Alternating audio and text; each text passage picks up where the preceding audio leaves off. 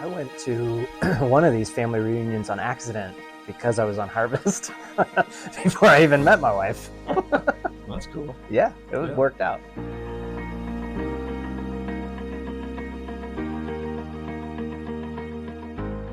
Yeah, somewhere along the way, you served for 3 or 4 years or 5 in there, and you met my cousin. Yeah. And that's how you became part of the family reunions. Yep. So that's pretty cool. And so now we claim you as a cousin for sure, because Justin is great at a lot of stuff. And in addition to being a part of Harvest 20 years ago now, you also still help with the websites. And so all 3 of the Harvest websites, the Worship Leader and Tim Price blog and Harvest Ministry, is all kind of the backbone is through Justin's stuff. How long have you been doing that type of stuff in life? I probably started that in 2009 or so, doing that for people. Yep. So you're an entrepreneur. That's pretty cool. Yeah.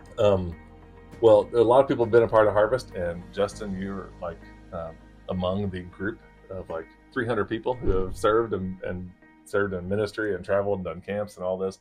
And we're here at the Harv-A-Thon tonight, raising money, and we're not really asking people for money. We're inviting people into the mission to give and support and to continue to work, because it seems like the doors are still open and there's a lot of opportunity still. And so I just thought I'd ask you while we're sitting here today on this great afternoon, just something that kind of struck you from serving in ministry, something that you remember, or I know there's a lot of interaction that happens, but if you could dig back in the archives of your mind, tell us something about your time in Harvest. Yeah.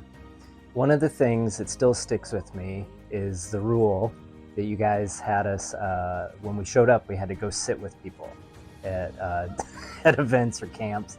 And I was always really nervous and introverted, but that was awesome because it helped us know why we were there. We were always there for the people we were going to go serve in ministry and all that. And we weren't there because we were cool or something like that. And so it was really neat to just be able to learn how to do ministry like that with the servant mindset. And it's how I still do ministry now, like that. That's pretty awesome. And that is true. If you are connected to kids during lunch or snacks or some game time or something, worship is a lot different. Like they're with you more because it's a relational component. So yeah, that's pretty neat. Well, I think that's really cool, and I appreciate you sitting down for a moment here. For everybody who is part of our circle, maybe you know of Harvest or know me or have been a part of ministry in some way at a conference, or you help support us or pray for us, it may be hard for you to even imagine some of the stuff that like happens just in the life of like Harvest stuff. And I know we were sitting around talking today about like van rides and whatnot, and just the multitude of conversations that happen. Oh yeah. And we were just talking about the music we always play at the end of every trip. We play a song as we're pulling to Troy. And you don't know about that particular tradition, but because when you were around, we actually had different music we played.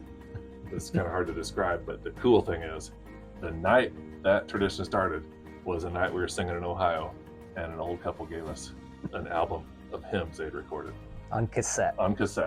And so we used that cassette until that van died, and then we moved to a CD, and then that van died, and now we've transferred the CD over to the new van, and this is pretty funny.